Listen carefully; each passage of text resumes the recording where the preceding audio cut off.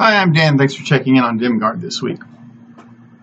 So, once again, had something come up yesterday. It's a topic that I do see referenced in other D&D streams, but it's rarely the focus. It's usually addressed tangentially, and it is a pretty important topic. It is something that comes up a lot, so I wanted to take a moment and talk about that, and that is entering into combat, and particularly with regards to surprise. So we'll start by looking at the actual rules as written on combat, and then I'm going to give some of my thoughts on that. So the DM, 100% under the rules as written, decides when combat is imminent and we're going to go into initiative. Now, the perception or the wide opinion is that, oh no, anytime there are attacks or hostile spells being cast, you have to go into initiative, and that's just not the case.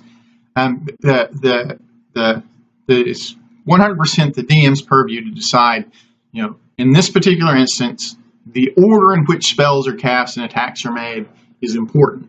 And that's why we're going to go into initiative, not just the simple fact that people are casting spells and making attacks.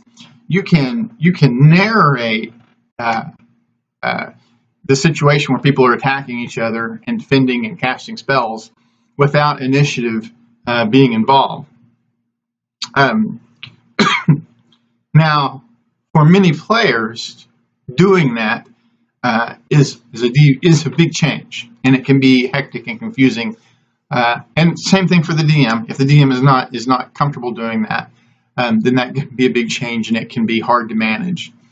Because in that situation, basically everyone's saying, this is what we're doing. It all happens at once. Everything's resolved at once, and the order is not important. But that is doable. And you say, well, why would you ever do that if it's in? And the thing is that there are a couple of benefits to avoiding initiative. The first one is initiative really slows the game down, right? So take a situation where you're like, okay, we're all just going to attack each other. It's like I'm going to cast Firebolt. I'm going to attack with my axe. I'm going to use my crossbow, blah, and the other side is doing the same thing. You say, each do that, each make your attack rolls, and boom, there's the results. Damage, damage, damage. That takes 30 seconds. If you do that as a round, right, where you make your attack, give me your result, apply the result individually. If you do that as a round, it's going to take 3 or 4 minutes, right, depending upon how many characters you have, how on the ball, how attentive the players are. And so you end up, if you're narrating it as opposed to going into initiative, things happen about an order of magnitude faster. Maybe not quite an order of magnitude, but much faster. And so things can happen much faster. So you can, and that's a big complaint about the adventuring game is, when you're going into initiative 6 or 7 times, it's hard to get that into a 4-hour session, 3.5-hour session, and still have time for good role playing and good story building, character development, right? You end up, all we're doing is going into initiative. But if you can shift some of those into non-initiative narrative combat situations, you can get more into that session, and that's a good thing. The other thing is that narrating the combat as opposed to going into initiative makes it a much more conducive story, right? So you got this nice story going along, and then you go into combat, and if you enter initiative, you transform the game from a collaborative story building exercise to a very game board type situation. Even if you're using theater of the mind, which is more conducive to more aligned to story building than game, but you transition the game.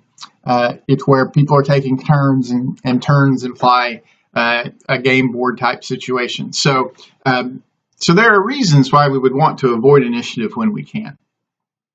But if the combat is sufficiently complicated, and there are tactics that are going to be complex and intricate, really, you're going to have to go into initiatives a lot of the time when you're in combat. I'm not even saying it's a 50-50 breakdown.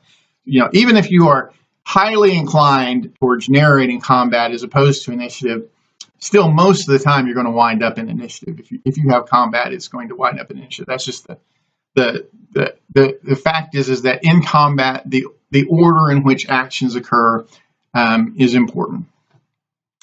But within combat, there are some things too. So the most important thing is that the DM decides if some participants in the combat are surprised or may be surprised. Right? The DM is completely within their purview to say, yeah, this is a situation where surprise doesn't apply, right? And I actually have pushback from this by new players. They're like, oh no, I'm a rogue who made a 27 stealth. I'm surprising them. I'm like, no, they are in hostile territory. They know that there are hostile elements that are going to be trying to attack them. They've set up watches. They just cannot be surprised, right? And that is 100% rules as written, a purview of the DM. The DM can decide that, yeah, this is a situation where no one's going to be surprised, right? And if you listen to stories where parties do these things and you think, yeah, that's not reasonable, almost 100% of the time it involves surprise. It's like, well, we were a party of 5th level adventurers. We surprised an ancient dragon and killed it in the first round. Yeah. So that doesn't make sense within the context of the story, right? The idea that an ancient dragon who has an intellect off the genius scale in their lair is going to be surprised by a group of 5th level adventurers.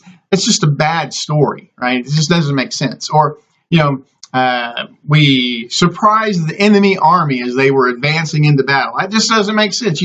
There's no way to surprise an army on its way into battle, right? That just doesn't, within the context of a story. Now, you may be able to sneak up on them. You may be able to gain an advantage by closing undetected, but surprise is a different beast altogether. Surprise is a terribly debilitating. Surprise is like, I am so unaware of what was going on. This is so unexpected that I can't even take a reaction, right? I am so flat-footed and so off kilter that, yeah.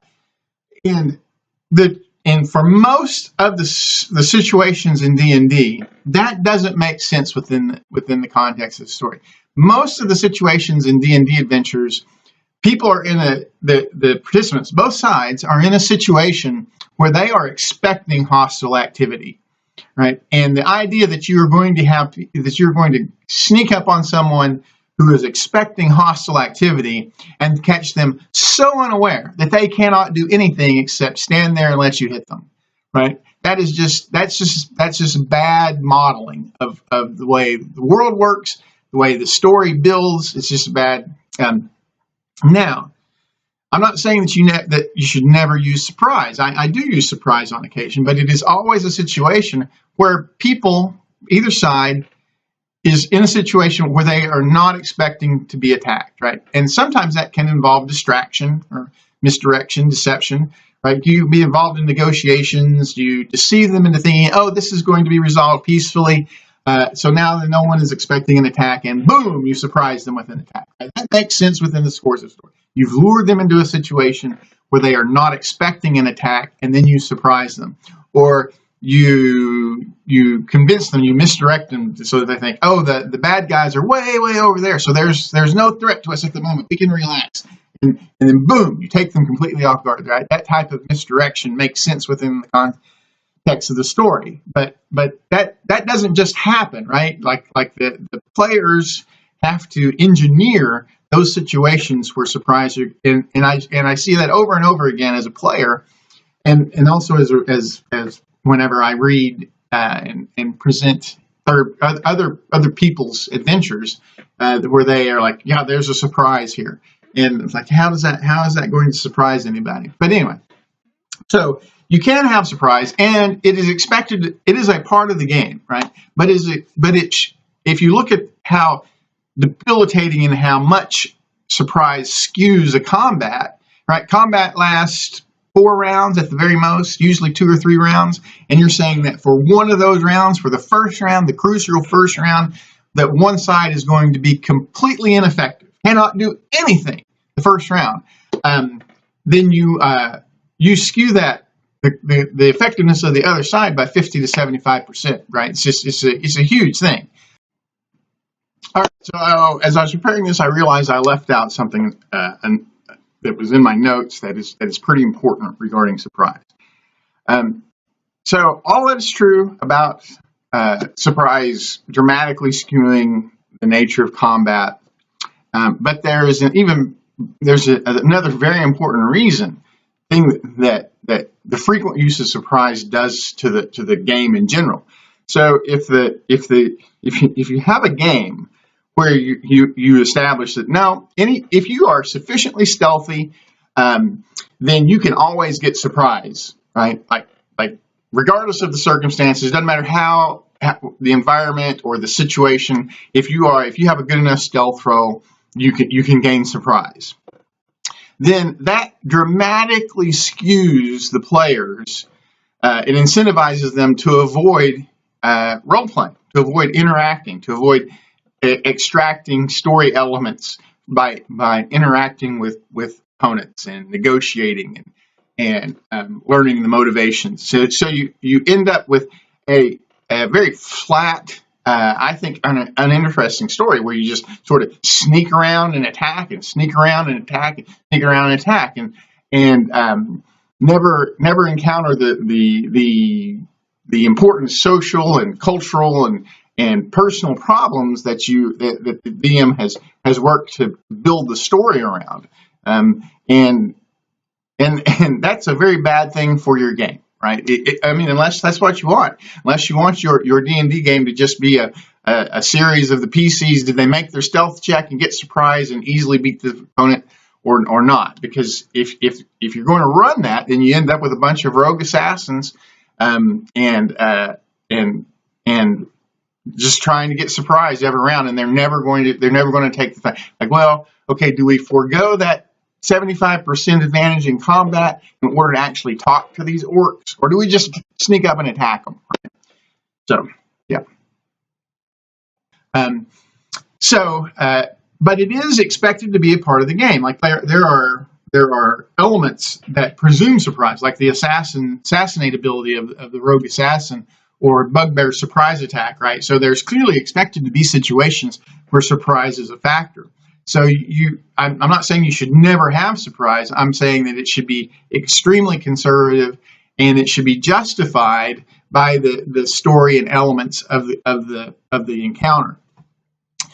But that that leads us to another situation that comes up a lot, where you're like, okay, we're going into combat. We're in a situation where no one can be surprised, but the first people to act in initiative are unaware of the threat, right? So maybe the PCs have managed to go undetected up to the monsters, but the monsters are going first in initiative, right? Before any PCs go, or really much more often, right? Because you have 5 PCs with really good initiative modifiers, and the likelihood is that if the monsters, the bad guys, have managed to approach undetected, then the first 2 or 3 PCs who go in initiative order are not going to be aware of the threat, right? They're not going to, they're in initiative, but they don't.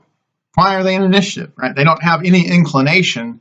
They know that they're in hostile territory. They know there are threats around. They get a spider feeling, right? They're like, something's amiss. Right? And so what do you do there? And so that's so my solution, and this is the way that the rules roll out, is to say you go ahead and let them take their turn, right? So, the first PC is like, okay, your first initiative, you don't perceive any threats, but you have a bad feeling, right? There's something amiss. You can't figure out. You don't know what it is. You don't sense anything specific. What are you going to do? And then so then players say, well, okay, I can take the dodge action, or I can ready an attack, or there might be a particular spell like Shillelagh or Guidance that I'm always going to put up at that point, So they still get their turn in initiative even though there's no perceived threat, right? They might even make a deliberate perception check or something like that, detect magic or something like that to try and determine if what's going on. And then eventually you get to the first perceivable hostile action, and then you just proceed on into combat that way. And I find that works quite well. And in fact, if I am very familiar with characters, like the campaign that I'm working on, we're now at level 18. So I've been with these characters, some of them for 34 sessions, 35 sessions, something like that. And so I know it's like, okay, this character is going first. I know they're going to dodge, or I know they're going to ready an attack or something, right? They're going to ready an Eldritch Blast, right? And